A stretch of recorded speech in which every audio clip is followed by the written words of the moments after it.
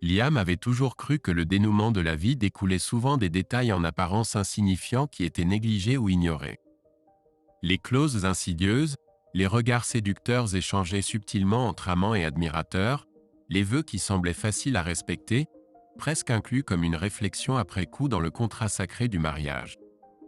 Tout le monde comprenait la gravité des phrases « pour le pire »,« pour le meilleur » et « dans la maladie », c'étaient les promesses solennelles faites pour affronter ensemble les tempêtes inévitables de la vie. Mais Liam sentait que, pour le meilleur, et, dans la richesse, exigeait une contemplation plus profonde.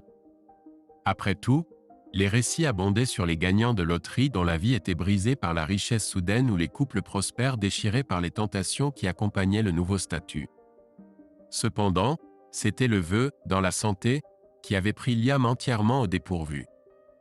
Il avait toujours été fier de sa nature méticuleuse, un trait affectueusement inculqué par sa mère, Evelyn. Alors que son père, Jackson, était un homme exceptionnellement gentil et compatissant, il pouvait parfois être quelque peu capricieux. De lui, Liam avait hérité d'un sens de l'empathie peut-être trop développé.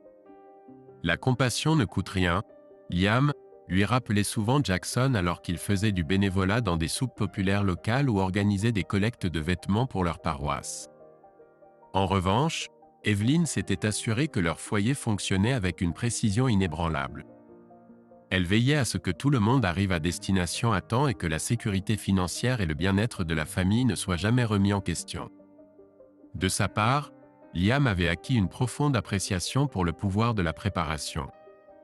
Jusqu'à ce que le chapitre le plus sombre de sa vie se déroule, Liam avait été extrêmement reconnaissant pour les vertus que ses parents lui avaient transmises, la prévoyance et la compassion. Elles lui avaient bien servi. Avant d'échanger leurs vœux, Liam et sa fiancée de l'époque, Aria, avaient eu de longues discussions sur leurs attentes envers le mariage. Ils avaient minutieusement planifié comment ils navigueraient dans les aléas du destin, à la fois favorables et difficiles, que la vie pourrait leur présenter. Ils avaient réfléchi à la manière dont ils feraient face à la perspective de déménager loin de leur famille, combien d'enfants ils espéraient avoir et quand. Ils avaient même abordé le sujet délicat de l'infidélité et de savoir si leur union pourrait résister à une telle trahison. Ce n'était pas une question de manque de confiance l'un envers l'autre. Aria était une femme éblouissante, et Liam était parfaitement conscient des nombreux admirateurs qui étaient attirés par elle. Lorsque leurs chemins s'étaient croisés pour la première fois à l'université, Aria était une star de l'athlétisme, ayant établi le record de l'État pour le 5 km lors de ses années de lycée. Alors que son visage était plus frappant que classiquement joli, avec sa dévotion à l'entraînement prenant le pas sur le maquillage et les coiffures, l'attrait d'Aria était indéniable. Sa silhouette élancée et dorée par le soleil, ses yeux émeraudes captivants et ses boucles dorées naturelles compensaient largement tout manque de beauté traditionnelle. Liam n'avait aucune illusion sur ses chances avec Aria, mais une amitié avait fleuri entre eux pendant leur deuxième année. Contrairement à certains hommes qui se plaignaient d'être mis en friendzone, Liam chérissait les liens platoniques qu'il tissait avec les femmes. Il les traitait d'abord et avant tout comme des amis, et par conséquent, il ne peinait jamais à trouver des rendez-vous. Les femmes appréciaient qu'il interagisse avec elles en tant qu'individus pleinement réalisés plutôt que comme des conquêtes potentielles, et aucun réseau de séduction ne pouvait rivaliser avec le soutien d'un groupe d'amis championnant leurs compagnons masculins célibataires. L'évolution de la relation entre Liam et Aria, passant d'amis à quelque chose de plus intime, avait été une progression naturelle, reflétant les expériences de nombreux couples d'université. Ils venaient tous deux de mettre fin récemment à des relations à peu près au même moment et trouvaient du réconfort dans la compagnie l'un de l'autre. Alors qu'ils se réconfortaient mutuellement, ils commencèrent à se voir sous un nouveau jour. Ce n'était pas une romance épique, mais c'était exactement ce dont ils avaient besoin tous les deux. En fait, c'était merveilleux pour eux. Malgré leurs différences, ou peut-être à cause d'elles, Liam et Aria tombèrent rapidement profondément amoureux. Son enthousiasme l'incitait à prendre plus de risques dans ses projets académiques, tandis que sa compassion lui apprenait à être une gagnante plus magnanime et une perdante plus gracieuse. Même si Aria ne souscrivait pas au régime d'entraînement méticuleux de Liam, se concentrant plutôt sur l'essentiel, son dévouement était généralement suffisant. Après tout, On ne se levait pas à l'aube pour s'entraîner sans posséder une volonté innée de planifier à l'avance. Liam rejoignait Arya lors de ses courses, bien qu'il la suive de loin, et sa condition physique s'améliorait par conséquent.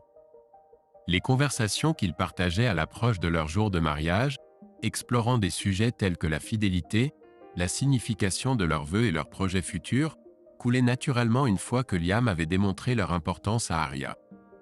Elle commença à prendre ces discussions, ainsi que sa routine d'exercice, plus au sérieux. Au moment de leur mariage, 1 an après l'obtention de leur diplôme universitaire, tous ceux qui connaissaient Liam et Arya croyaient qu'ils seraient le couple qui célébrerait leur anniversaire d'or et au-delà. Mais comme le dit le dicton, l'homme propose et Dieu dispose. Pour la plupart, leur mariage avait été merveilleux. L'amitié qu'ils avaient cultivée dès le début leur avait fourni une base de complicité facile. Ils étaient aventureux, et le goût de Liam pour la planification méticuleuse ne faisait qu'améliorer leurs expériences. L'un d'eux choisissait une activité qu'il voulait essayer, et Liam s'assurait qu'ils avaient tout le matériel nécessaire et effectuait les achats requis. Arya était toujours ravie des surprises réfléchies que Liam lui réservait. Bien sûr, il y avait des défis. Arya se fixait des normes exceptionnellement élevées, et parfois, cela la dérangeait que Liam n'en attende pas autant de lui-même. Il était satisfait de sa vie et d'elle, sans ressentir le besoin de se pousser à bout à la recherche de compétences ou de richesses légèrement supérieures. Arya, en revanche, était l'incarnation de l'ambition, mais pas dans un sens compétitif avec les autres. La seule personne contre laquelle elle se battait était la version idéalisée d'elle-même qui existait dans son esprit, celle qui pouvait toujours être meilleure. Liam respectait l'ambition d'Arya, mais cela signifiait que ses humeurs pouvaient être changeantes, et elle était souvent déçue d'elle-même quand elle n'atteignait pas ses objectifs. Parfois, Liam sentait qu'elle était aussi déçue de lui, mais ces moments étaient rares. Ils avaient une belle vie ensemble, remplie de moments précieux. L'ambition et l'énergie d'Arya étaient équilibrées par les soirées tranquilles qu'ils partageaient après le travail, en finissant le dîner et en faisant la vaisselle. Liam travaillait en tant que développeur de logiciels, tandis qu'Arya excellait dans la vente, des professions qui convenaient parfaitement à leur personnalité. Ils se blottissaient sur le canapé, se détendant et regardant des films ensemble. Le dimanche matin, quand Liam pouvait convaincre Arya de rester au lit, ils se contentaient de profiter de la présence l'un de l'autre.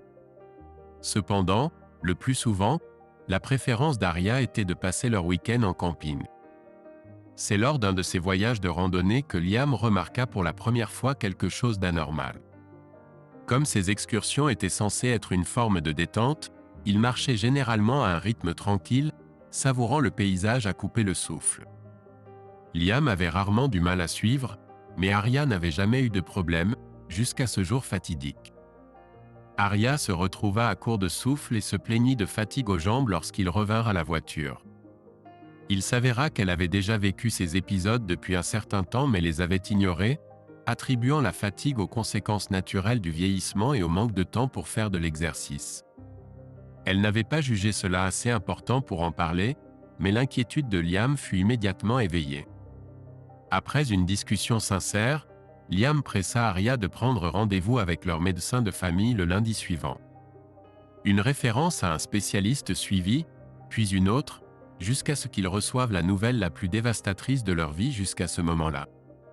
Arya fut diagnostiquée avec une forme rare de dystrophie musculaire. Ils apprirent que la dystrophie musculaire n'était pas une maladie unique mais plutôt un terme générique englobant diverses maladies et troubles partageant des symptômes similaires. Cela signifiait que les traitements, l'âge de début, la durée et la qualité de vie variaient en fonction de la condition spécifique.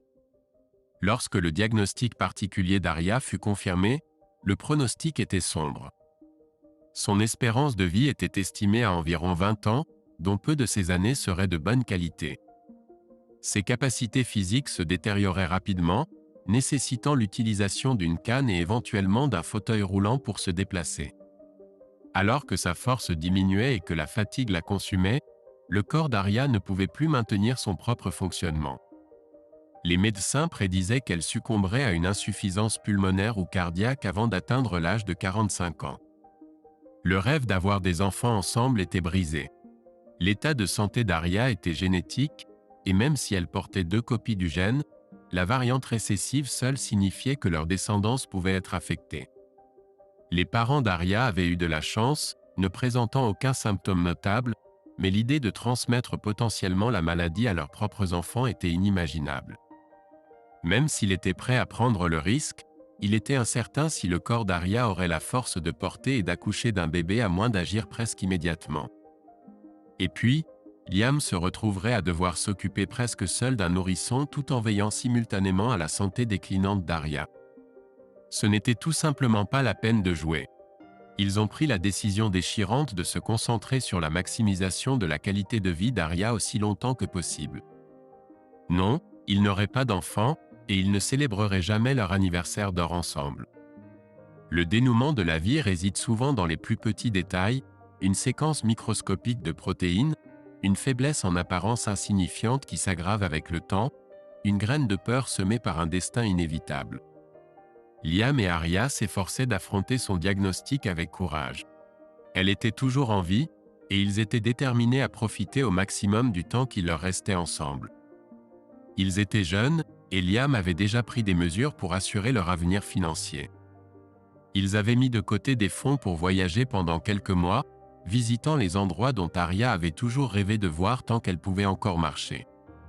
C'était une merveilleuse échappatoire à la terreur imminente, ces aventures dans des lieux exotiques, essayant de vivre une vie d'expérience en un temps éphémère qui lui restait. Ils faisaient l'amour avec une intensité et une fréquence qui rivalisaient avec leur lune de miel, conscients que la fatigue et la fragilité allaient bientôt les priver de cette intimité passionnée. Bien qu'ils n'en parlaient jamais directement, la peur de perdre cet aspect de leur relation bien avant de se perdre mutuellement rôdait dans les recoins de leur esprit.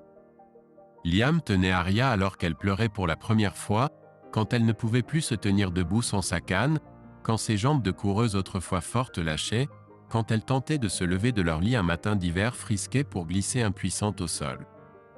Un gémissement terrifié s'échappa de sa gorge alors que la réalisation la submergeait, elle perdait le contrôle de son corps, et cela ne ferait qu'empirer à partir de ce moment-là. Il n'y avait eu que 3 ans depuis son diagnostic. « S'il te plaît, Liam, s'il te plaît ne me laisse pas », supplia Aria, s'accrochant à lui aussi fort que ses bras affaiblis le permettaient. Sa voix effrayée brisa le cœur de Liam. Il lui caressa doucement les cheveux et déposa un baiser tendre sur le sommet de sa tête. « Chut, mon amour. Tout va bien. Jamais. Dans la santé et la maladie, jusqu'à ce que la mort nous sépare. Je te le promets, Aria. » Ces paroles déclenchèrent une autre vague de sanglots chez Aria, et tout ce que Liam put faire fut de la serrer dans ses bras jusqu'à ce qu'il se calme. Ensuite, il l'aida à se lever, la soutenant alors qu'elle agrippait son nouveau compagnon détesté une canne. 6 ans après son diagnostic, Aria ne pouvait plus travailler à l'extérieur de la maison et peinait à contribuer même au sein de leur foyer. Elle est passée de la vente au marketing, car elle ne pouvait tout simplement pas maintenir le niveau d'intensité que son rôle précédent exigeait. Il y avait aussi une raison plus sombre pour ce changement. Aria a découvert que les clients hésitaient à faire des achats auprès d'une femme avec une canne. L'image était cruciale, et elle a commencé à associer la sienne à la maladie, repoussant inconsciemment les clients potentiels. Liam a décroché un nouvel emploi, toujours dans le développement de logiciels mais cette fois dans l'industrie de la santé. Il pensait que le fait d'être lié au domaine médical augmenterait les chances d'Aria d'être incluse dans des essais cliniques et que les avantages de l'assurance maladie tendaient à être plus complets dans ce secteur. Ce changement a entraîné une baisse des revenus globaux, non pas parce que l'industrie manquait d'opportunités lucratives, mais parce que Liam n'avait plus la flexibilité de passer à un autre domaine lorsque de meilleures perspectives financières se présentaient. 8 ans après le diagnostic d'Aria, leurs ébats amoureux ont pris fin. Dans les années précédant ce point, ils avaient eu recours à des moyens artificiels pour maintenir leur intimité. Au début, ce n'était pas une question d'incapacité physique d'Aria.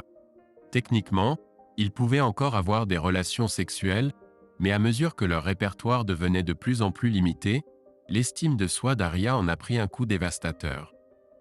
Alors que son corps changeait, elle se sentait de plus en plus peu attrayante, aggravant le fardeau émotionnel. Liam a fait de son mieux pour rassurer Aria en lui disant qu'il l'aimait toujours et la trouvait belle, mais ces mots n'ont pas suffi à apaiser ses insécurités. Finalement, il a décidé de prendre les choses en main, littéralement, et a essayé de ne pas trop penser à la perte. Une nuit, alors qu'ils étaient allongés ensemble dans le lit, Arya a abordé avec hésitation un sujet délicat. « Veux-tu voir d'autres personnes? Avoir un amant ?» L'idée avait traversé l'esprit de Liam, mais même si sa position sur l'infidélité avait évolué, ce qui n'était pas le cas, il y avait des obstacles logistiques qui rendaient cela presque impossible. Il supposait qu'il pourrait engager une travailleuse du sexe, mais cette voie était pleine de risques. La dernière chose dont ils avaient besoin était qu'ils soient confrontés à des conséquences légales. Essayer de sortir avec quelqu'un ou même cultiver une connaissance occasionnelle serait irréalisable s'il était honnête sur sa situation. Quelle femme respectueuse d'elle-même serait intéressée par un homme cherchant uniquement une aventure à temps partiel pendant que sa femme mourait lentement à la maison? De plus, Liam lui-même n'était plus le modèle d'attractivité physique. Ses muscles s'étaient légèrement dessinés en raison des exigences physiques liées aux soins d'Arya, mais cela ne se traduisait pas par une silhouette fine et tonique. Il avait développé des muscles solides mais pas excessivement saillants, dissimulés sous une couche de poids excédentaire résultant de son incapacité à pratiquer régulièrement de l'exercice en extérieur. La prise de poids était exacerbée par la nécessité de préparer rapidement des repas bon marché et riches en calories qui lui permettaient de retourner à son travail ou de s'occuper d'Arya le plus rapidement possible. « Non, chérie. Non. Je ne vais pas te faire ça, » assura Liam. « Mais, non, Arya. Je t'aime, et j'ai l'intention de tenir ma promesse. Tu es tout ce dont j'ai besoin. » Arya l'étreignit avec force, les larmes coulant sur son visage. Liam voulait croire que c'était la gratitude qui l'animait, mais avec le recul, il soupçonnait que cela aurait pu être de la culpabilité. Peut-être était-ce une combinaison des deux. 12 ans après avoir reçu son arrêt de mort, Arya était définitivement confinée à un fauteuil roulant motorisé. Leur maison nécessitait d'importantes modifications pour répondre à ses besoins. Ils avaient dû acheter une camionnette spécialement équipée. Bien qu'il existât des programmes pour aider à couvrir ces dépenses, ils étaient cruellement insuffisants. La maladie d'Arya les épuisait financièrement, et ils avaient atteint le plafond de leur carte de crédit en essayant de suivre le rythme des coûts croissants. Liam se résigna à la sombre réalité qu'il serait témoin de la détérioration progressive et de la mort inévitable de sa femme, pour finir par affronter soit la faillite, soit une vie de lutte sous une montagne de dettes.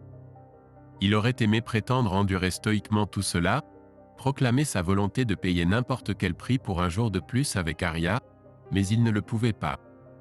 Cette lente marche vers la ruine, face à un avenir sans espoir et un présent sans joie, érodait son âme.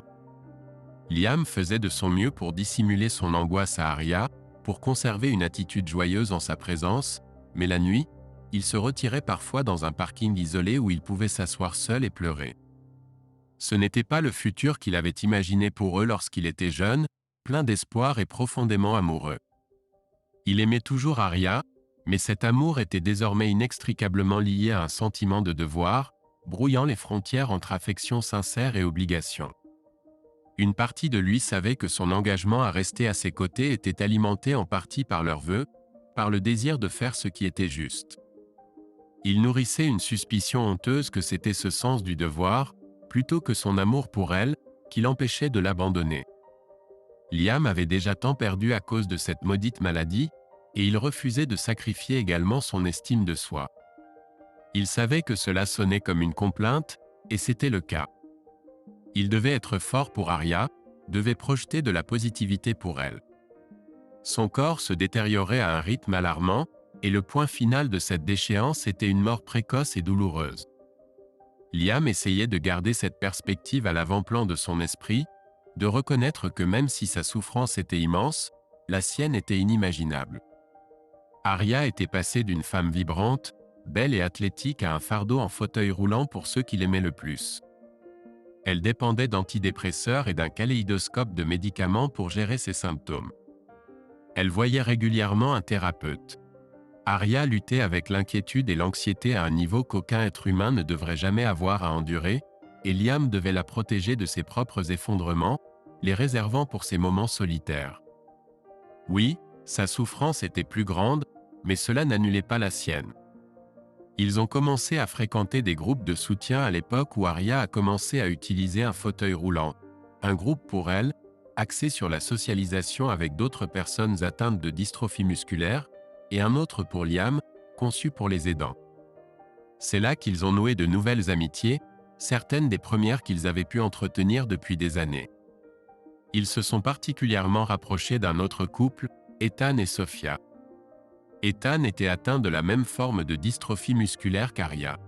Lui et Sophia étaient mariés depuis un peu plus longtemps que Liam et Arya et étaient quelques années plus âgés, mais ils comprenaient les défis auxquels le jeune couple était confronté à un niveau que peu d'autres pouvaient saisir. Liam et Ethan sont rapidement devenus les meilleurs amis. Comme Liam, Ethan travaillait dans le développement de logiciels et restait actif malgré sa condition. « Eh bien, je suis assis sur mon derrière toute la journée, n'utilisant que mes doigts depuis des années. Qu'est-ce qui a changé ?» plaisantait-il, son humour ironique et autodépréciatif servant de bouclier contre la peur et la douleur causées par la maladie. Ils avaient tous leurs mécanismes de défense, et ceux d'Ethan semblaient bien fonctionner pour lui. En quelques années, il était devenu l'un des confidents les plus proches de Liam, plus semblable à un frère qu'à un simple ami. Le lien d'Ethan avec Arya, bien que différent de celui de Liam, était peut-être encore plus crucial. Elle avait failli succomber au désespoir, à la croyance qu'elle ne deviendrait jamais la personne qu'elle avait autrefois rêvé d'être. Ethan l'aida à voir un chemin différent, une façon de canaliser sa souffrance vers quelque chose de significatif. Inspirée par Ethan, Arya a dirigé ses compétences en marketing vers des causes caritatives, consacrant son temps et son énergie à diverses organisations de dystrophie musculaire. C'est devenu à la fois un passe-temps et un moyen de redonner, de trouver un sens à sa douleur. L'amitié d'Ethan et l'inspiration qu'il apportait étaient les principales raisons pour lesquelles Arya ne s'est pas rendue au désespoir dans les dernières étapes de sa maladie. Alors que Sophia et Arya étaient amies, leur connexion n'était pas aussi profonde que celle partagée par Ethan et Arya. En fait, Sophia et Arya étaient les moins connectés des quatre. Liam et Ethan se sont liés par leur profession commune et leurs intérêts geeks. Ethan et Arya étaient unis par leur affliction commune. Sophia et Liam étaient des conjoints, les principaux et souvent seuls aidants de leur partenaire mourant. Sophia et Arya étaient simplement des amis qui avaient peu en commun au-delà des circonstances qui les avaient réunis. Chaque membre de leur quatuor apportait quelque chose d'unique à la dynamique. L'humour d'Ethan remontait le moral d'Arya et de Liam. Le don de Liam pour la préparation aidait Sophia et Ethan à rationaliser et simplifier certains aspects de leur routine quotidienne. La détermination d'Arya, une fois ravivée, inspirait même Ethan. Et Sophia, avec sa nature gentille et douce, offrait une présence apaisante. Mais c'était la profession de Sophia qui s'est avérée la plus bénéfique pour Liam et Arya. Elle était massothérapeute, et Liam avait désespérément besoin de ses services. En soutenant Arya, sa silhouette était devenue plus musclée qu'au moment de leur première rencontre. Dans son état de santé, Arya pesait un peu plus de 130 livres, mais en raison de son mode de vie sédentaire, son poids avait grimpé à 160. Ce n'était pas entièrement du poids mort, mais elle ne pouvait offrir qu'une assistance minimale, et le fait de la déplacer à plusieurs reprises, souvent de manière incorrecte jusqu'à ce que Liam apprenne les bonnes techniques, avait eu des conséquences sur son dos. Sophia a aidé à réparer les dommages avec des séances de massage longues, parfois douloureuses, qui ont démêlé les nœuds dans les muscles de Liam, le laissant se sentir comme de la gelée par la suite. Elle lui a appris à appliquer certaines des mêmes techniques à Arya, et avec ses compétences nouvellement acquises, le couple a pu retrouver une part de l'intimité physique qu'ils avaient perdue. Ils étaient tous les deux immensément reconnaissants envers leur ami pour ce cadeau. Sophia a également apporté un soutien à Liam dans des domaines plus personnels, bien que non d'ordre physique. Elle et Liam restaient éveillés tard dans la nuit, discutant soit en personne soit au téléphone. Ils ont développé un lien profond, un que Liam n'avait jamais connu avec personne d'autre qu'Arya. Ils étaient deux soldats retranchés dans un trou de renard, faisant face à un ennemi invincible, essayant de repousser le désespoir de combattre une guerre qu'ils ne pourraient jamais gagner. Liam n'avait aucune illusion sur la profondeur de leur lien. Après quelques années, ils avaient commencé une liaison émotionnelle. Ils partageaient des choses qu'ils ne pourraient jamais révéler à leur conjoint, non seulement parce qu'ils n'avaient personne d'autre à qui se confier, mais aussi parce qu'ils comprenaient les luttes de l'autre d'une manière que personne d'autre, pas même Arya et Ethan, ne pouvait comprendre. Ils discutaient souvent de leur conjoint, de l'agonie qu'ils enduraient, et de la culpabilité déchirante que Liam et Sophia ressentaient pour leur ressentiment envers eux et leur douleur. La colère égoïste de ne jamais avoir une vie à eux était tempérée par une rage impuissante à la pensée que leur partenaire n'aurait bientôt plus de vie du tout. Les murmures dans leurs esprits qui affirmaient que personne ne leur reprocherait de partir. Pourtant, simultanément, ils savaient qu'ils ne pourraient jamais vivre avec eux-mêmes s'ils le faisaient. Même envisager une telle trahison les remplissait de dégoût de soi. Ils parlaient des choses qu'ils ne pourraient jamais dire à Arya et Ethan, se faisant confiance mutuellement pour garder ces secrets honteux bien cachés. À leur manière, ils étaient intimement et totalement connectés, plus que jamais avec leur conjoint, et c'était à la fois une source de force et de culpabilité accrue pour eux deux. C'était une liaison émotionnelle dont Arya et Ethan étaient conscients, bien que personne ne les jamais qualifiés ainsi. C'était une bonté que leurs conjoints leur accordaient, à eux, leurs partenaires endurants. C'était l'une des rares choses qu'ils pouvaient offrir, un petit cadeau d'espoir pour tempérer le désespoir de Liam et Sophia. Dans un coin de leur esprit, ils pensaient tous à ce qui se passerait lorsqu'Arya et Ethan ne pourraient plus lutter, et ils encourageaient la proximité grandissante entre Liam et Sophia pour qu'ils aient quelqu'un vers qui se tourner dans les jours sombres à venir. Lors d'une de leurs conversations tardives autour d'un café, Sophia aborda une possibilité avec laquelle Liam avait longtemps lutté. « Si Arya t'a dit que tu pouvais trouver du réconfort ailleurs, pourquoi pas ?» Liam soupira. « Parce que je ne suis tout simplement pas fait ainsi. J'ai besoin d'une connexion émotionnelle avec quelqu'un. » Sophia rit doucement, ses yeux saphir pétillants d'une pointe de malice. « Tu veux dire qu'on n'a pas de connexion ? Je suis blessé. Tu sais bien que ce n'est pas ce que je veux dire. » Liam prit une gorgée de son café, rassemblant ses pensées. Il prit la main de Sophia et expliqua « Tu es belle, Sophia. Merveilleuse. Oui, nous avons une connexion. Si les circonstances étaient différentes, j'aimerais explorer cela. Mais je ne peux tout simplement pas. Je ne peux pas renier mes vœux. » Sophia commença à parler, mais Liam l'interrompit. « Oui, même si Arya dit que c'est permis. Je n'ai pas seulement fait des promesses envers elle. Je me les suis faites à moi-même. » Sophia sourit tristement, penchant la tête sur le côté. « Elle a tellement de chance de t'avoir, Liam. J'aimerais que les choses soient différentes. Je suis faite de la même manière, tu sais. J'ai besoin de cette connexion. Ethan me l'avait offerte il y a des années, mais je n'ai jamais trouvé quelqu'un avec qui je voulais être. Et maintenant tu es là, et... » Elle secoua la tête et porta la main de Liam à ses lèvres. Peut-être dans une autre vie. Ils entraient dans la phase finale des maladies de leur conjoint. Cela faisait 15 ans depuis les pronostics, et ils le savaient tous les deux. Cette autre vie pourrait arriver plus tôt qu'ils ne l'avaient anticipé, mais l'admettre ouvertement semblait d'une certaine manière vulgaire.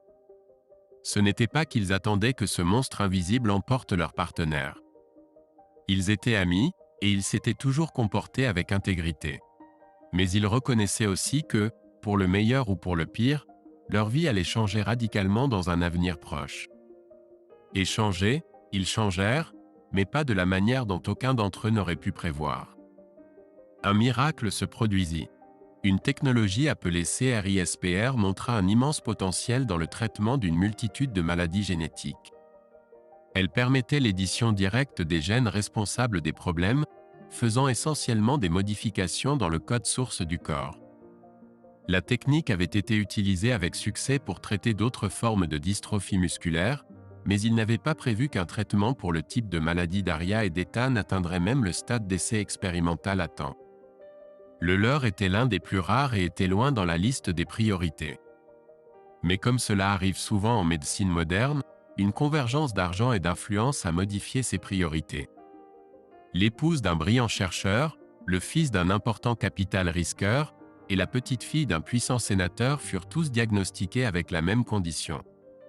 Ces tragédies personnelles ont apporté avec elles des financements et de l'attention, et les percées se sont produites beaucoup plus rapidement que ce qu'ils n'avaient osé espérer. Les essais expérimentaux ont commencé, et le travail de Liam dans le domaine de la santé, ainsi que toutes les relations qu'il avait cultivées, ont porté leurs fruits. Il a réussi à inscrire Arya et Ethan. Quand Liam a dit que c'était un miracle, il ne voulait pas seulement parler de la rapidité avec laquelle le traitement était arrivé. Il voulait dire que c'était étonnamment efficace.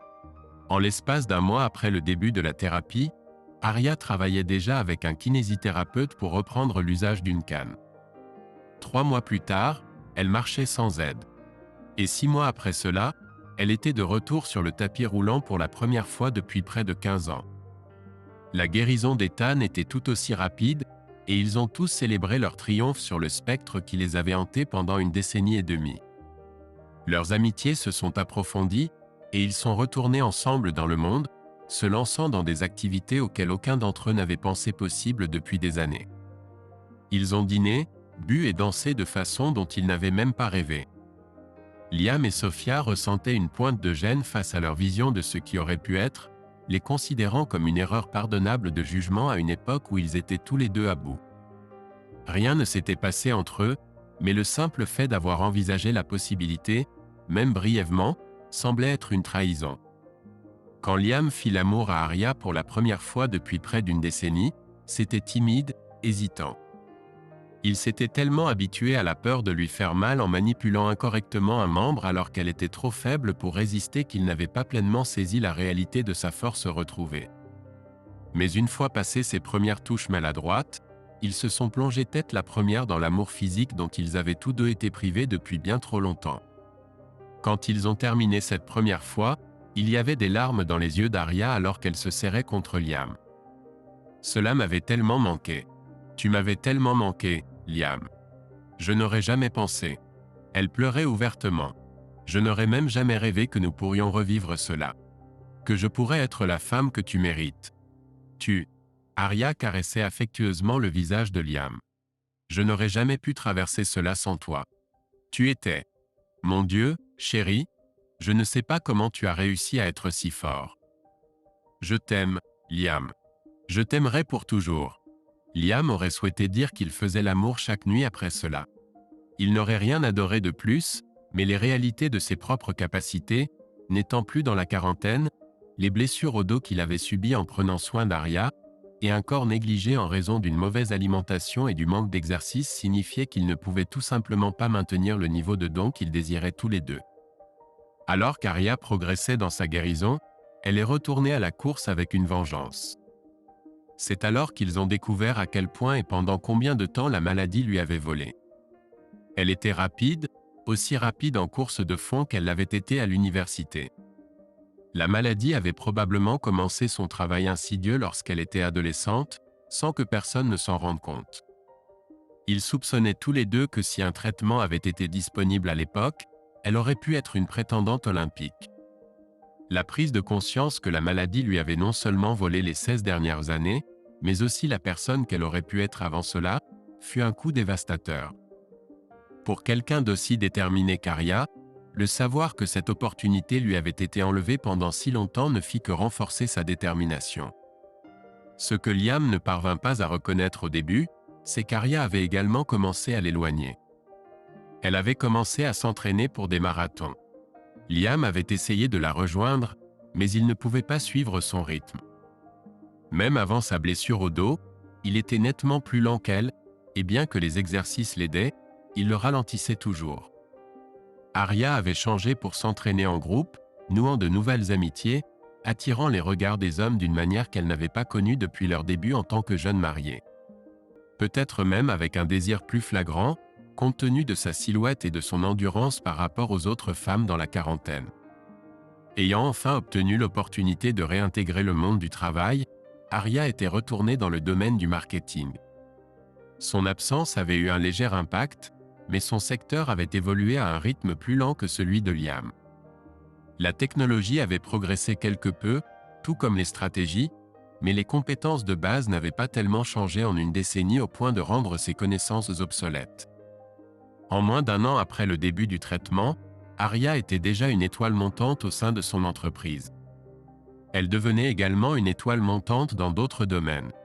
Dans la communauté de la dystrophie musculaire, Arya était saluée comme un brillant exemple de ce qui était possible après le traitement. Elle était un phare d'espoir pour ceux attendant l'approbation de la thérapie expérimentale qu'elle avait reçue. Il recevait régulièrement des lettres d'autres personnes luttant contre la dystrophie musculaire, exprimant comment l'histoire d'Arya les avait aidés à croire que leur souffrance prendrait bientôt fin, qu'ils pourraient retrouver les vies qui leur avaient été volées. Cela touchait profondément Arya et Liam, et parfois il la trouvait en train de pleurer à leur table de cuisine, tenant l'une de ces lettres de ses admirateurs. Liam était la lumière moindre, l'époux fidèle et inspirant qui l'avait guidé à travers les ténèbres, mais ils savaient tous les deux qu'il était un acteur de soutien dans le récit public de sa vie. Il était relégué à quelques paragraphes dans ses interviews, mettant surtout en avant comment il avait plaidé pour qu'elle reçoive le traitement. Si ses propres épreuves étaient mentionnées, c'était toujours présenté de manière à rendre Arya plus héroïque. Les épreuves qu'il avait endurées ou les sacrifices qu'il avait faits pouvaient être évoqués, mais seulement pour amplifier le pathos global du parcours d'Arya. Cela semblait mesquin, et ça l'était, mais Liam avait lui aussi souffert. Il avait souffert en sachant qu'il aurait pu partir à tout moment mais avait choisi de rester. Il comprit que ces récits étaient principalement des histoires feel-good, conçues pour élever le moral du grand public ou de ceux qui luttaient. Il reconnut pourquoi ils étaient élaborés avec tant d'insistance, une tentative d'insuffler de l'espoir, et que s'attarder sur les réalités brutales des épreuves de son mari détournerait de cet objectif. Ce n'était pas à propos de lui. Si peu l'était. Arya voyageait pour le travail. Elle voyageait pour parler. Elle voyageait pour les marathons. Tous sauf le dernier de ces voyages étaient financés par son travail ou par des organisations caritatives. Ses amis dans les groupes de marathon prenaient en charge les coûts de ces excursions, impatients d'emmener leur mascotte avec eux. Les hommes semblaient contribuer le plus. Leur dette massive signifiait qu'il n'y avait aucun moyen pour Liam de l'accompagner lors de ses voyages. Quand Arya était à la maison, elle était attentive, mais cette attention ne procurait que rarement de la joie. Maintenant qu'elle était de retour à 100% non, à 110%, la version d'elle-même qu'elle aurait pu être si elle n'était jamais tombée malade, la version qu'elle n'aurait même pas pu être dans sa jeunesse, elle avait peu de patience pour les douleurs et les maux. Peu importe qu'ils aient été acquis à son service. Peu importe que tout le monde ne possédait pas ses gènes, sauf ce seul à l'aile tordue, ou son désir de devenir une athlète de renom. Arya voulait être active, que ce soit littéralement, avec plus de randonnées, ou métaphoriquement, en essayant de rattraper le temps volé par la maladie avec des soirées passées à faire la fête comme une vingtaine. Liam comprenait cela, mais ce n'était pas ce qu'il voulait. Elle avait connu une guérison miraculeuse, mais il n'y aurait pas de telle guérison pour lui. Aucun traitement expérimental pour annuler la détérioration progressive causée par le temps, le stress, le travail physique et les nuits sans sommeil. Rien pour inverser l'usure sur son corps à force de la soutenir. Liam aspirait à un répit après près de 2 décennies de lutte et de tension, pendant lesquelles il avait sacrifié le meilleur de sa vie pour elle, renoncé à la possibilité d'avoir des enfants et un foyer heureux en échange de quoi? Une épouse qui n'était jamais à la maison? Une vie qui ne tournerait jamais autour de lui mais toujours et seulement d'elle? Il méritait le bonheur, bon sang, et si son bonheur ne l'incluait pas, elle aurait dû penser à ses besoins pour une fois. Parfois, elle essayait. Elle ne pouvait pas contenir cette impulsion agitée de bouger, de satisfaire ce besoin frénétique de tenter de compenser la décennie et demie passée enfermée dans une cage de chair défaillante. Dans un effort d'apaiser Liam, Arya canalisa son énergie agitée dans leur chambre à coucher. Les plaisirs de son corps lui avaient été refusés si longtemps, et c'était là qu'elle cherchait à démontrer qu'il y avait encore une place pour lui dans sa nouvelle vie, qu'il y avait encore de la joie à partager entre eux, et seulement entre eux. Arya était athlétique et aventureuse. Avant que sa maladie ne lui vole sa vitalité, il y avait une chose qu'elle avait longtemps désiré essayer et qu'il n'avait jamais eu l'occasion de faire. Mais même cela élargissait le fossé entre eux. Sa santé était restaurée. Le sien n'était pas, et cela menait à la frustration de sa part, ce qui le poussait à remettre en question sa propre masculinité. Cette disparité ne faisait que croître à mesure que son désir augmentait, alimenté à la fois par leur âge et sa force et son endurance naissante. Elle voulait plus que ce qu'il pouvait donner, et les nuits décourageantes passées à écouter l'amant à pile d'Arya lui procuraient le soulagement qu'il ne pouvait pas dans la chambre d'amis après avoir échoué à la satisfaire étaient profondément démoralisantes. Au moins, Liam avait la décence de s'occuper de ses propres besoins sous la douche, faisant de son mieux pour lui épargner l'indignité de sa déception. Elle ne lui accordait même pas cette petite miséricorde. Liam n'était même pas sûr que cela lui était venu à l'esprit d'essayer. La nuit de leur 20e anniversaire, Arya venait de rentrer d'un voyage d'affaires de 2 semaines. Ce fut une série d'engagements professionnels entrecoupés d'un marathon, culminant en un week-end pendant lequel elle servit d'inspiration à tous les malades de la dystrophie musculaire. Liam avait depuis longtemps perdu tout intérêt pour les détails, car Arya montrait peu d'inclination à les partager avec lui. Mais ce soir-là, Arya était à la maison. Elle était belle. C'était un jalon important qu'ils n'étaient pas certains de voir, et ils se sont tous les deux donnés à fond avec des cadeaux qu'ils ne pouvaient toujours pas tout à fait se permettre. Une soirée de dîner et de danse, comme elle le préférait. Puis elle l'avait emmené au lit. « Je t'aime, Arya », murmura Liam alors qu'elle se blottissait contre lui. Elle pressa son visage contre lui, ne répondant pas tout de suite. Liam pensa qu'elle aurait pu s'endormir, mais finalement, elle parla. « Tu es un si bon mari, Liam. J'ai besoin que tu le saches. J'espère que tu le sais. » Elle le regarda, les larmes brillant dans ses yeux. « Tu mérites d'être heureux, Liam. Plus que quiconque. » Puis elle se mit à l'aise, le serrant fort contre elle, et commença à ronfler doucement avant qu'il ne puisse répondre. Arya n'avait pas dit qu'elle l'aimait. Elle avait dit plus, et pourtant elle avait aussi dit moins. Cela troubla Liam, mais il était tellement fatigué, tellement heureusement épuisé, qu'il laissa l'inquiétude s'échapper de son esprit alors que le sommeil le gagnait. Le matin, sa femme était partie. Il y avait une lettre sur la table de la cuisine. Sur celle-ci reposaient ses bagues, et en dessous, quelques dossiers. Avec une main tremblante, Liam souleva la lettre, laissant les bagues tomber et rouler loin, perdues quelque part dans la pénombre matinale. « Mon cher Liam, je suis tellement désolé. Je n'aurai jamais les mots pour exprimer à quel point je suis déçu de moi-même. Tu as été tout ce qu'une femme pourrait demander. Et plus. Tellement plus. Tu m'as soutenu à travers la pire chose qui puisse arriver à une personne, et je sais que je n'aurais pas pu le faire sans toi. Je te serai éternellement reconnaissante pour cela. Tout cela rend ce que je dois faire maintenant encore plus monstrueux. J'ai besoin de partir et de vivre ma vie à nouveau, juste pour moi. Je ne peux pas t'expliquer la profondeur de ce besoin, Liam. Je pensais que j'allais mourir. Non, j'allais mourir, si tu ne m'avais pas fait entrer dans ce procès. Encore une chose pour laquelle je ne pourrai jamais assez te remercier. Mais maintenant, j'ai retrouvé ma vie et ma santé. Je sais que nous nous sommes éloignés pendant tout ce temps. Je sais aussi que c'était surtout de ma faute. Mais maintenant, je vois les possibilités qui s'offrent à moi, et je ne peux tout simplement pas passer encore 2 décennies avec toi par gratitude et souvenir de ce que nous étions. Je t'aime, Liam. Je t'ai toujours aimé, et je t'aimerai toujours. Mais je ne t'aime plus de la manière dont une épouse devrait aimer son mari, et avec le temps, je me surprends à te ressentir de plus en plus. Je sais que c'est affreux de ma part de dire, voire de ressentir, mais c'est la vérité. Ce n'est pas juste pour toi, mais ce qui m'est arrivé non plus.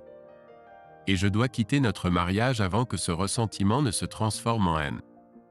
Je ne dis pas cela pour te blesser, mais j'ai besoin de le dire, pour te faciliter la tâche de me laisser partir. Avant mon diagnostic, j'avais déjà des pensées de quitter notre mariage. Je t'aimais, mais je voyais que mes objectifs ne correspondaient pas à ce que tu voulais vraiment de la vie. Quand nous avons découvert ma maladie, j'avais trop peur d'être seul pour dire quoi que ce soit. C'était lâche. Je suis lâche. Je le sais. Cette lettre en est la preuve. Je n'ai même pas pu te dire tout cela en face. Tu es le mari parfait pour quelqu'un, Liam. Tu étais le mari parfait pour moi, pendant un temps. Et quelque part là-bas, tu trouveras une femme qui sera ton amour éternel, qui sera parfaite pour toi, et qui te chérira comme tu le mérites. J'aimerais que ce soit moi, pour mon bien et pour le tien. J'espère que tu le croiras, car c'est vrai. Je sais que tu me détesteras probablement. Je ne t'en veux pas pour ça. Je me déteste pour faire cela. Mais avec le temps, j'espère que cette haine s'atténuera pour nous deux. Tu mérites d'être heureux. Nous le méritons tous les deux. Mais aucun de nous ne sera heureux si je reste. Je veux que tu saches que je ne t'ai jamais été infidèle.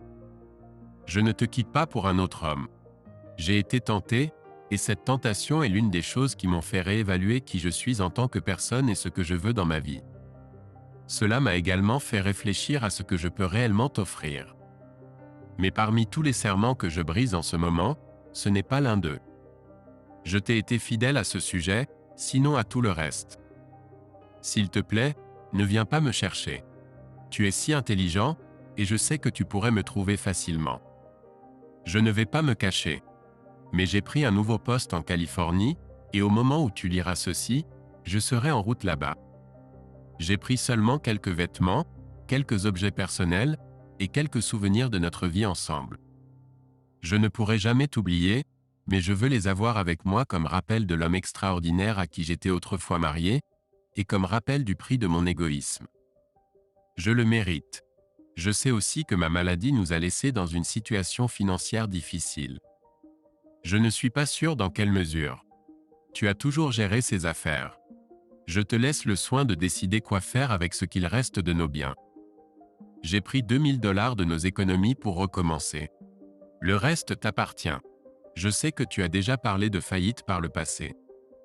Si tu penses que c'est la meilleure solution, je t'en prie, avance. 6 juin, tu trouveras l'offre initiale de règlement de divorce et la procuration. Mon avocat a reçu pour instruction de te donner ce que tu veux et de suivre tes directives sur la gestion financière.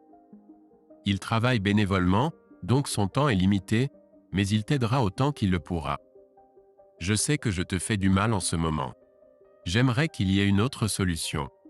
J'espère qu'avec le temps, tu te souviendras de moi avec tendresse. Moi, je penserai toujours à toi de cette manière. Tu as toujours été le roc sur lequel je pouvais m'appuyer. J'aurais juste aimé pouvoir en faire autant pour toi. Avec gratitude et tristesse, Aria. L'éternité n'avait même pas duré 2 ans. Liam resta là, sans savoir combien de temps. Le soleil était haut dans le ciel quand il reprit conscience de son environnement. Des larmes coulaient sur son visage, et ses paumes saignaient des entailles profondes en forme de croissant où ses ongles s'étaient enfoncés. Espèce de garce. Les mots sortirent comme un grognement alors que Liam se levait, renversant la table. Comme un animal blessé, il dévasta la maison, pièce par pièce, brisant tout sur son passage. Leur vaisselle de mariage se brisa, les tables et les chaises furent renversées, les cadres photos éclatèrent sous ses poings nus, infligeant de nouvelles blessures à ses bras. Quand sa force l'abandonna enfin, bien avant sa colère, Liam s'effondra au milieu des décombres de leur maison, des décombres de sa vie, et pleura. Il saignait abondamment à ce moment-là. Ce n'était pas mortel, pensait-il, mais suffisant pour réaliser qu'il avait besoin de soins médicaux. Il appela les seules personnes sur lesquelles il pouvait compter. Sophia? Sa voix était à peine un murmure. Liam? Qu'est-ce qui ne va pas? Aide. S'il te plaît, Soph. Aide. Puis il perdit connaissance. Liam se réveilla à l'hôpital. Sophia et Ethan l'y avaient emmené. Les blessures n'étaient pas graves, mais il aurait besoin de points de suture. Ses amis avaient d'abord pensé qu'il était victime d'un cambriolage. Ils avaient supposé qu'Aria était en voyage d'affaires et que quelqu'un avait pénétré chez eux, saccageant les lieux. Mais quand Liam put parler, il leur dit la vérité. Il ne pouvait d'abord pas y croire. Une trahison si profonde semblait totalement contraire à la personnalité d'Aria qu'il connaissait. Mais une fois de retour chez Liam, il put retrouver la lettre et les enveloppes parmi les débris jonchant la cuisine. Sophia était furieuse. Cette garce! Comment a-t-elle pu? Tandis qu'elle fulminait, Ethan resta simplement aux côtés de Liam, le soutenant silencieusement par sa présence. C'était un renversement de leurs attitudes habituelles, ajoutant une couche de surréalisme à la situation. Une fois que Sophia se fut calmée, elle alla préparer un sac pour Liam. Il était hors de question de le laisser seul dans cet état ou dans cette maison. Ethan conduisit Liam dans sa propre voiture jusqu'à chez eux, et Sophia resta pour faire le ménage.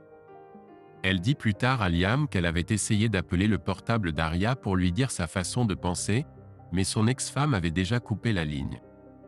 Liam est resté avec eux pendant plusieurs mois, ne retournant à la maison que de temps en temps pour sauver quelques effets personnels, vêtements, ordinateurs, autres nécessités.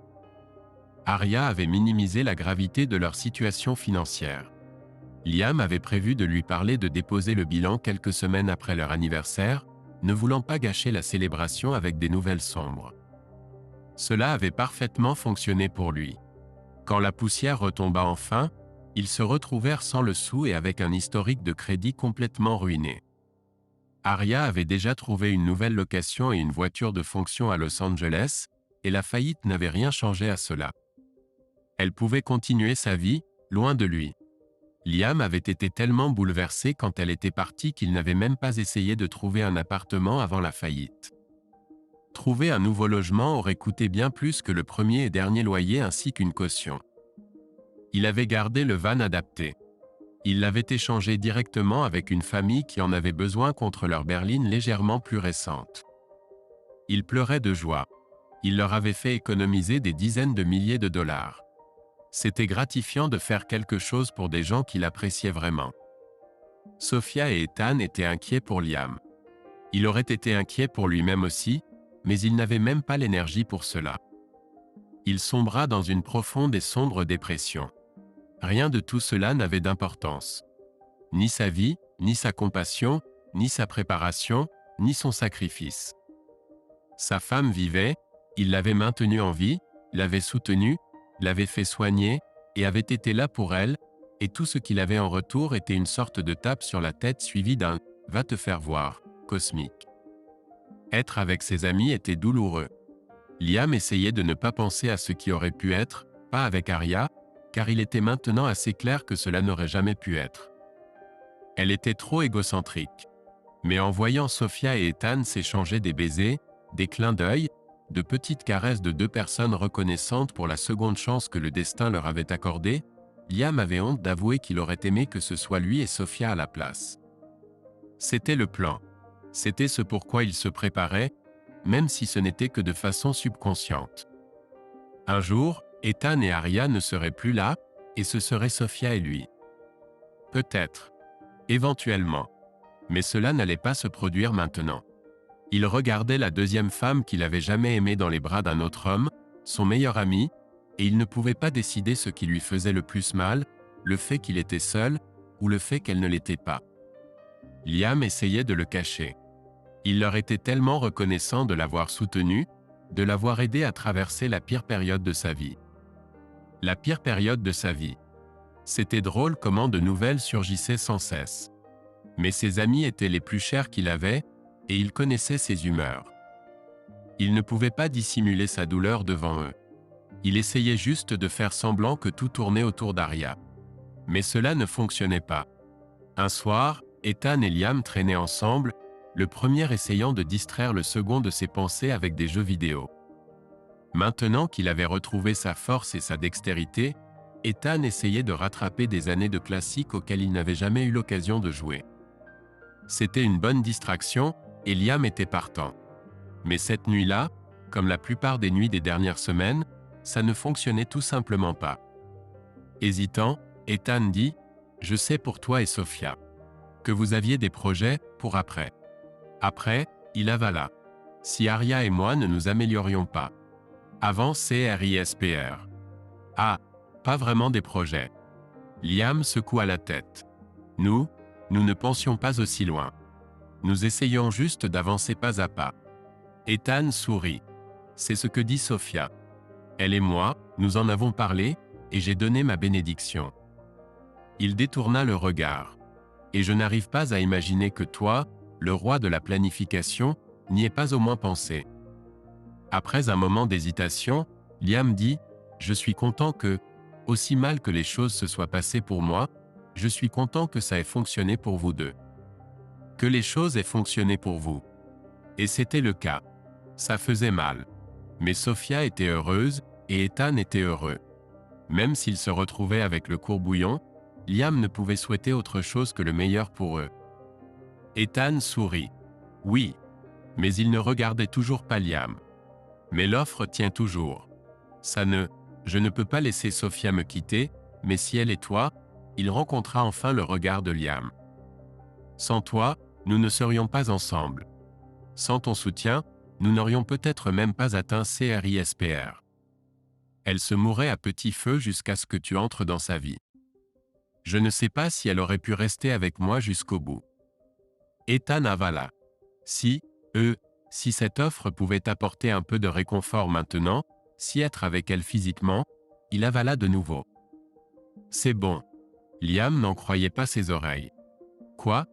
Ethan hocha la tête. Elle t'aime autant qu'elle m'aime. Je le sais. Et je sais que nous te devons beaucoup. Je t'aime aussi, mec. Tu es comme le frère que je n'ai jamais eu. Et te voir si malheureux, ça nous tue tous les deux. Ethan, je ne peux pas. Secouant la tête, Ethan continua. Je ne veux pas savoir. Quand ça arrivera, je veux dire. J'ai déjà parlé à Sophia. Elle sait que je te donne ma bénédiction. Mais je veux juste, ne me le dis pas, d'accord? Je sais que tu ne chercheras pas à me l'enlever, il s'arrêta, incapable de finir sa phrase. C'est bon. Si quelque chose se passe entre vous, laissez faire. Sans toi, nous ne serions pas ensemble. Ça ne nous fera pas de mal, vraiment. Je te le promets. Ethan sortit de la pièce, son visage marqué par la douleur et la détermination. Liam resta assis, l'esprit tourmenté, jusqu'à ce qu'il se lève enfin, éteigne la lumière et aille se coucher. Pendant des semaines, rien ne se passa. Liam, Sophia et Ethan n'en reparlèrent jamais. Liam essaya de considérer cela comme un rêve fiévreux, une démonstration sincère mais irréalisable d'amour et de gratitude. Ethan l'aimait assez pour le suggérer. Liam l'aimait assez pour ne pas le poursuivre. Mais cette trêve fut rompue, de manière inattendue, un samedi matin. Le dos de Liam le faisait de nouveau souffrir, une douleur qui ne le quittait jamais vraiment. Ethan n'était pas à la maison. Il était parti avec son groupe de cyclisme et ne rentrerait probablement pas avant l'heure du déjeuner. Sophia remarqua Liam s'étirant prudemment d'un côté. Besoin d'un massage? Liam ouvrit la bouche pour répondre, mais la suggestion d'Ethan le fit hésiter. Sophia ne lui en avait pas donné depuis cette conversation avec Ethan. Elle rit. Ce n'est qu'un massage, Liam. Ça ne doit pas être plus que ça. Liam rougit, ce qui fit rire Sophia. Allez, tu connais la chanson. Mais Liam savait où cela pourrait les mener, et il dit donc, Sophia, on ne peut pas. Elle lui sourit. On peut, Liam. C'est bon. Je t'aime. Mais elle n'était pas à lui, et ne le serait jamais. Elle appartenait à Ethan, et Liam savait que cela les détruirait, peu importe ce qu'il disait. Si les choses s'étaient passées comme prévu, avant le traitement, il l'aurait aimé pour le reste de leur vie. Il le savait maintenant aussi sûrement qu'il n'avait jamais su quoi que ce soit. Mais ce n'était pas le cas. Alors il l'aimait, et il aimait Ethan, et il les aimait. Non. C'était le mot le plus difficile que Liam ait jamais prononcé, ce seul et unique syllabe. Sophia s'arrêta. Liam? Non, Sophia. On ne peut pas. Je ne le ferai pas. Se redressant, il la remit doucement en position assise. Moi aussi, je t'aime tellement. Non, comme je n'ai jamais aimé personne. Si les choses étaient différentes, oui, je le ferais. Il rit. Bon, vaut mieux ne pas s'étendre. Mais je t'aimerai pour toujours. Le mot sortit avec rudesse, empreint de chagrin et de désir inassouvi. Pourquoi? Liam sourit tristement. Tu sais pourquoi? Sophia secoua la tête. Il a dit que c'était bon. On en a parlé. On t'aime. Tous les deux. Ça ne peut pas marcher comme ça. On le sait tous les deux. Elle détourna le regard, la honte sur son visage. Ce serait trop. Il serait trop. Trop pour se limiter à une relation purement physique. Trop pour que son mariage survive.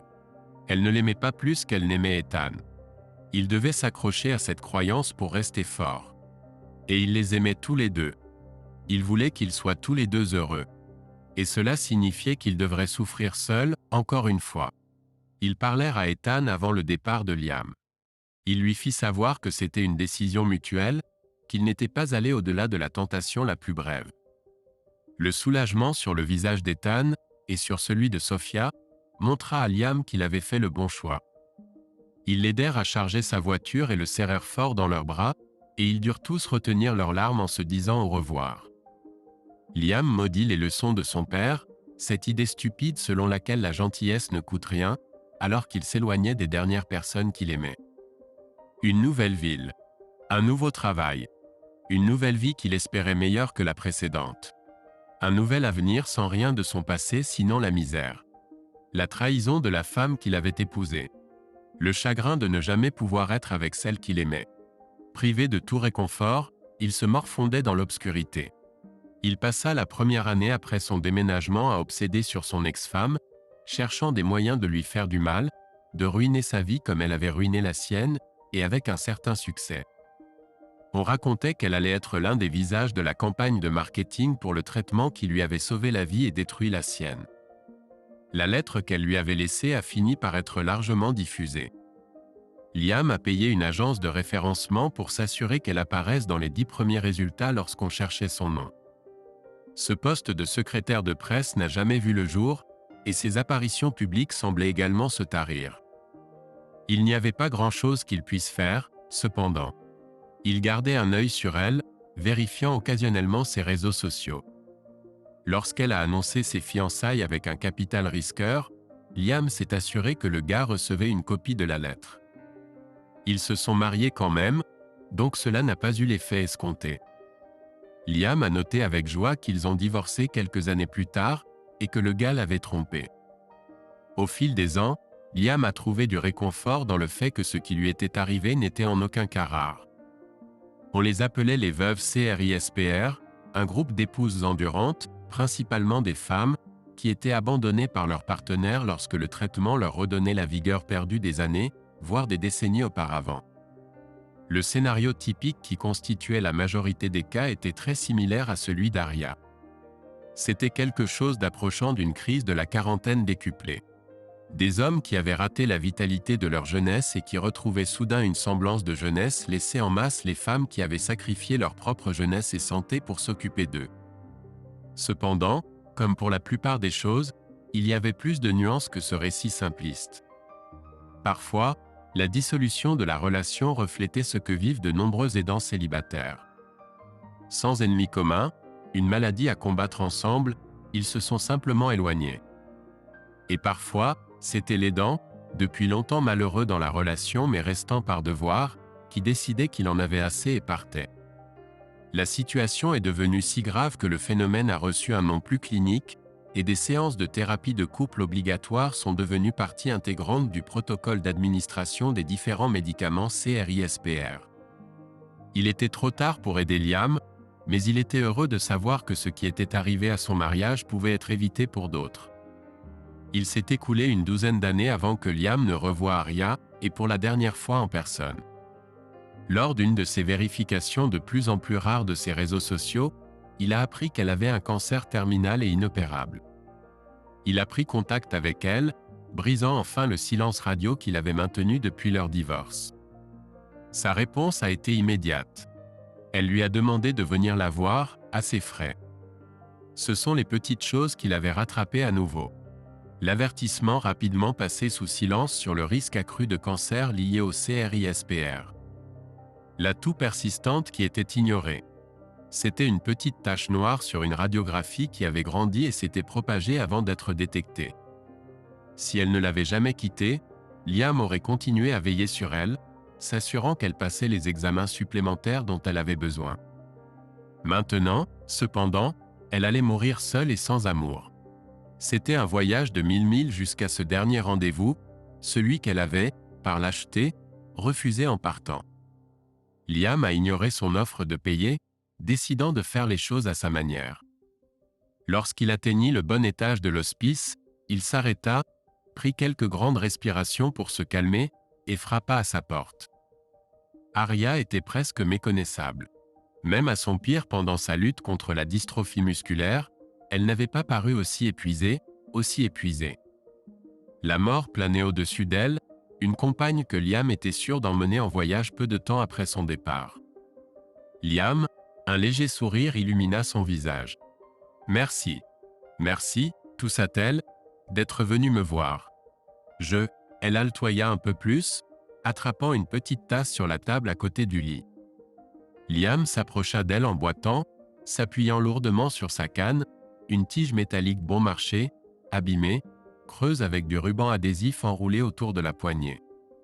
Ses vêtements, moisis, tachés et usés, pendaient lâchement sur son corps, et elle le regarda avec tristesse et appréhension lorsqu'il s'approcha. Il y avait des copeaux de glace dans sa tasse. Il en prit un et le porta à ses lèvres. Arya le prit dans sa bouche avec un soupir appréciatif. Il n'était jamais arrivé à ce stade avant qu'elle ne soit guérie, mais Liam connaissait les rythmes et les schémas des soins de fin de vie grâce à des amis qui étaient passés avant qu'un miracle puisse les sauver. Il y avait une chaise à côté de son lit, et Liam s'y laissa tomber, laissant échapper un gémissement discret alors que la tension se relâchait de son dos. Elle parla à nouveau. « Liam, je te dois », un rire doux et rauque qui se transforma en une crise de toux. « Je te dois plus que je ne peux dire. Mais surtout, je te dois des excuses. » Liam secoua la tête. « Non. Non, Arya, tu me dois 20 ans de ma vie. Mais je ne semble jamais obtenir ça, n'est-ce pas ?» Il ne chercha pas à cacher la colère dans sa voix. Cela sembla la surprendre. Les très malades sont si rarement exposés à la colère des autres, même quand ils la méritent amplement. Après un moment de plus, Arya continua, « Je sais. Si les choses étaient différentes, si je pouvais faire les choses différemment, je le ferais. Crois-moi, je le ferais. Facile pour toi de dire ça. » Elle renifla. « S'il te plaît, Liam. Tu as toujours été si gentil. Je me fiche de ce dont tu as besoin. » Arya recula légèrement. « Je ne suis pas gentil. Je ne suis pas compatissant. Je ne peux plus l'être. Tu as pris ma compassion, Arya. Tu l'as prise et tu l'as tuée. Tu m'as tué avec. » Ses yeux s'embuèrent. « Non, Liam, s'il te plaît, non. » La voix de Liam était à peine plus forte que la sienne, mais la rage lui donnait un air menaçant. « Si. Que pensais-tu qu'il allait se passer, Arya? Tu m'as dit que je n'étais pas suffisant, que je n'avais jamais été suffisant, que tu m'avais manipulé, abusé de mon amour et de ma confiance. » Il rit amèrement. « Je pensais au début, quand tu me suppliais de rester, que c'était juste la peur de mourir. Mais plus tard, j'ai réalisé que c'était parce que tu m'aurais abandonné si nos rôles étaient inversés, n'est-ce pas ?» Elle ne put soutenir son regard. « Je n'ai jamais été aussi forte que toi, Liam. Non. Non, tu ne l'étais pas. Espèce d'égoïste stupide. » Il prit quelques grandes respirations. « Quand tu m'as laissé comme ça, mon Dieu, je te détestais. Je te détestais. Mais c'était plus que de la haine. » Elle se recula de lui. « Tu as détruit tout ce qu'il y avait de bon en moi, Arya. Ma compassion ? Disparue. Quel est le but ? Il n'y a pas de justice dans le monde, pas de vraie gentillesse, du moins aucune en laquelle je puisse croire. Comment puis-je faire confiance à une autre femme quand ma femme m'a menti pendant 20 ans et puis… » Une faible réplique s'échappa de ses lèvres. « Je t'aimais.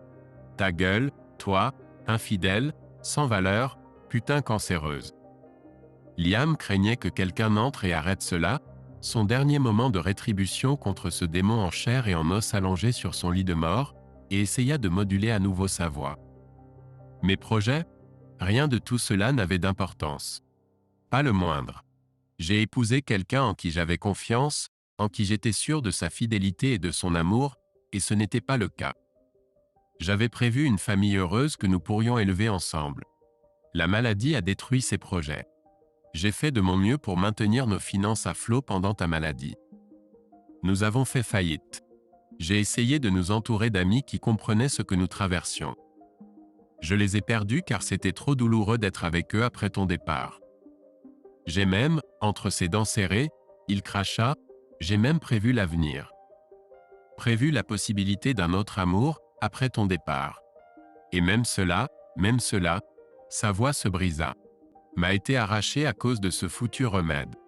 Le remède que j'ai trouvé pour toi, dans lequel j'ai mis tout mon effort pour te le rendre accessible. Tu as survécu, et tu m'as trahi. Son mari a survécu, et moi, il avala difficilement. Je n'ai pas pu lui faire ça. Et maintenant la femme dont je suis tombé amoureux, que j'ai tant aimé bien plus que je ne t'ai jamais aimé, est désormais hors de portée. Elle sanglotait ouvertement maintenant. Elle s'attendait à ce que, avec les années, sa douleur se soit atténuée. Qu'il soit l'homme doux et gentil qui avait pris soin d'elle pendant 2 décennies, pas un fou furieux lui lançant des invectives à son chevet. Liam se recula, se détendant légèrement. Non par bonté, mais par peur que son cœur lâche avant qu'il ait fini. J'ai quitté la ville où nous vivions ensemble peu de temps après ton départ.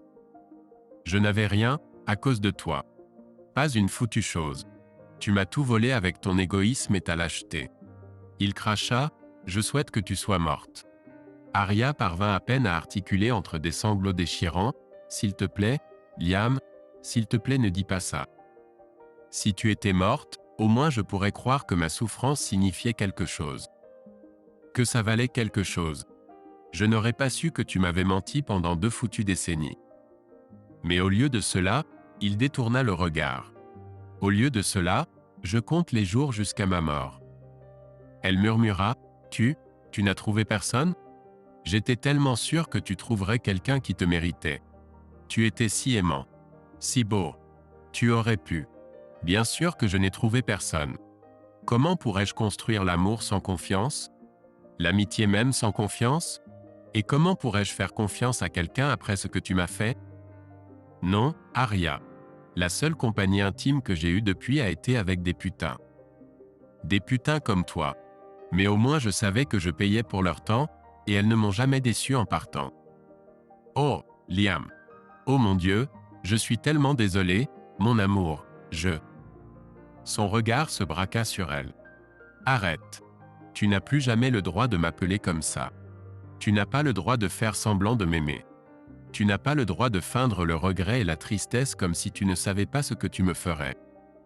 Tu es égoïste, Arya, et tu es un monstre, mais tu n'es pas stupide. Elle baissa les yeux sur ses mains frêles et jaunies. Je te croyais si fort. Si fort. Je pensais sincèrement que tu étais.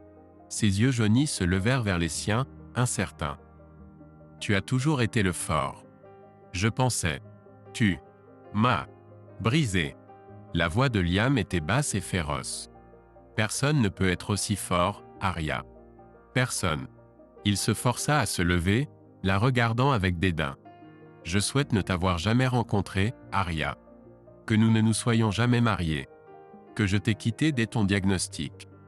Liam, Le dédain se transforma en grognement. J'ai tellement souhaité t'avoir laissé pleurer par terre la première fois que tu es tombé. Avoir poussé ton fauteuil roulant dans les escaliers. T'avoir étouffé avec un oreiller quand tu étais trop faible pour te défendre. C'est ce que je pense que tu mérites, Arya. Il ricana alors qu'elle pleurait. Mais maintenant, je suis content de ne pas l'avoir fait. J'avais tort. Tu mérites de souffrir bien plus pour ce que tu m'as fait. Il se tourna pour partir, boitant vers la porte. Avant de l'ouvrir, il se retourna vers elle. J'espère que tu vas encore traîner un moment, Arya. J'espère que ce sera insupportable. La douleur que tu ressens en comptant les heures. Si tu veux me voir heureux, accroche-toi aussi longtemps que possible. Elle gémit alors qu'il ouvrait la porte et sortait. Une infirmière le bouscula en passant alors qu'il se dirigeait vers la chambre de son ex-femme. En sortant, Liam se redressa. Son dos le faisait souffrir. Sa faute pour cette mascarade avec la canne. Ça ne le dérangeait presque plus ces jours-ci, sauf quand il faisait quelque chose de stupide comme simuler un handicap pour torturer son ex-femme de culpabilité. Il ne referait pas cette erreur. Avant de rentrer chez lui, il déposa les vêtements dans un centre de dons. C'étaient ses anciens vêtements de jardinage, ceux qu'il avait commencé à porter quand il s'était mis à ce passe-temps. Marion lui avait demandé maintes fois de s'en débarrasser, mais il n'était pas à court d'argent. La canne serait aussi un don. Elle avait appartenu à l'ex-mari de sa femme, mais il n'en avait plus besoin. Liam avait rencontré Marion lors d'un groupe de soutien pour veuves CRISPR. Ils s'étaient séparés de manière amicale quand ils s'étaient éloignés après la fin de la lutte. Ils étaient toujours amis, et il avait assisté à leur mariage il y a 6 ans et était resté un merveilleux coparent dans leur vie. Liam était célèbre parmi les veuves, étant l'un des rares hommes dont la femme l'avait quitté de cette manière, et aussi l'un des rares à avoir si spectaculairement exprimé ses griefs en public. Ils avaient tous géré leur colère et leur amertume à leur manière, et c'est grâce à leur soutien qu'il avait trouvé l'aide dont il avait besoin. Marion était celle qui l'avait le plus aidé. Ils étaient d'abord devenus amis, puis avaient appris à s'aimer alors que Liam apprenait à faire confiance à nouveau. Ethan et Sophia étaient présents à leur mariage. Au début, Liam ne pouvait pas supporter de rester en contact avec eux, c'était trop difficile. Mais alors qu'il commençait sa nouvelle vie, il a pris contact avec eux. Ethan et Liam continuaient à jouer à des jeux vidéo en ligne ensemble, et Sophia et Liam se parlaient de temps en temps. Marion connaissait leur histoire, mais elle savait aussi quel était l'avenir de Liam. Il n'y avait aucune jalousie en elle, seulement de la gratitude envers la femme qui avait été le phare de Liam pendant la période la plus sombre de sa vie, et envers l'homme qui avait été prêt à risquer son propre bonheur pour celui de Liam. Marion et son ex-mari avaient eu des enfants avant que sa maladie ne soit découverte. Sa version était récessive, et ils avaient eu de la chance que ce ne soit pas héréditaire. Tad et Terry étaient des enfants merveilleux, presque déjà à l'université, et Liam devait contenir son envie de les gâter. Pour être honnête, il ne luttait pas souvent contre cette envie. Ce que Liam avait dit à Arya était un mélange de vérité, d'insinuation et de pure fabrication. Il avait en effet nourri tous ses sentiments à son égard, la rage, la haine, le désir de la voir souffrir. Après avoir quitté la ville, il avait essayé de trouver un conseiller pour l'aider à surmonter la douleur, mais ils semblaient tous vouloir qu'il lui pardonne. Pour Liam, c'était impensable. Comment pouvait-il pardonner une trahison aussi monumentale? Ce n'était pas un conjoint qui avait trompé dans un moment de faiblesse ou était temporairement devenu une personne horrible à cause de l'alcoolisme ou de la dépression. C'était un monstre narcissique qui lui avait volé la moitié de sa vie. Non. Finalement, avec l'aide d'amis de son groupe de soutien, Liam trouva un psychologue qui comprenait que différentes personnes doivent faire face à une trahison massive de différentes manières. Il ne pouvait pas se laisser consumer par la haine. Cela devint son premier objectif une fois qu'il cessa de s'isoler des autres. Au final, Liam voulait retrouver l'amour, même si la perspective semblait insurmontable à ce moment-là. Il était plus seul que jamais, et il était déterminé à y remédier. Ainsi, avec son thérapeute, Liam planifia, discuta de ses sentiments et travailla sur sa guérison. L'outil qu'il développa, celui qu'il créa pour lui-même, était d'une simplicité trompeuse. Il avait entendu dire « Rester en colère, c'est comme boire du poison et s'attendre à ce que l'autre personne en meure ». Liam ne pouvait pas se débarrasser de sa colère. Il ne savait tout simplement pas comment faire, et il n'était même pas sûr de le vouloir. Au lieu de cela, il visualisait mentalement une bouteille, un flacon vert empoisonné avec un bouchon, dans lequel il contenait ses pensées en colère à propos d'Arya. Au début, il lui était extrêmement difficile de les maintenir confinés là-dedans, d'empêcher ce venin de s'infiltrer dans sa vie quotidienne. Mais avec le temps, cet exercice mental simple devint de plus en plus facile jusqu'à ce que la colère ne s'échappe que lorsqu'il le voulait. Et maintenant, enfin, il avait enfoncé ce flacon dans la gorge de son ex-femme. Liam sifflotait joyeusement en marchant dans la rue, profitant du soleil éclatant de midi. Bientôt, il serait de retour dans un avion vers sa femme bien-aimée et ses enfants adoptifs, et il se sentait plus léger que jamais. La colère n'était plus simplement contenue. Elle l'avait enfin quitté, et l'avenir s'étendait devant lui, plein de possibilités. Il prit un instant pour se remercier silencieusement pour les innombrables joies dans sa vie. Parfois, ce sont vraiment les petites choses.